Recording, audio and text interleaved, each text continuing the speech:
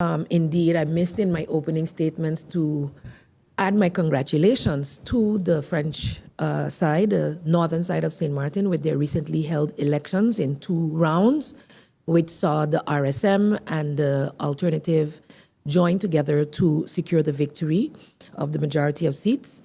Also congratulating all the other parties of the party of Mr. Gibbs, as well as Hope, for the seats that they garnered as well. They will be swearing in on Sunday as a Council of Ministers. We have been invited.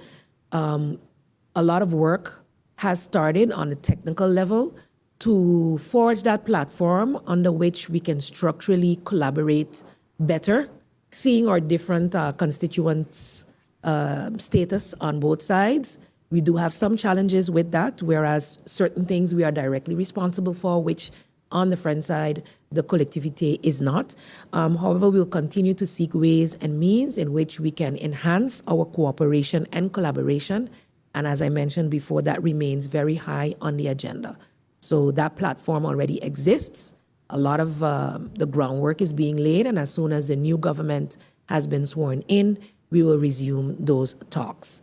And I wish to congratulate once again the new government as they are sworn in and continue to pledge to work together in the interest of all our people.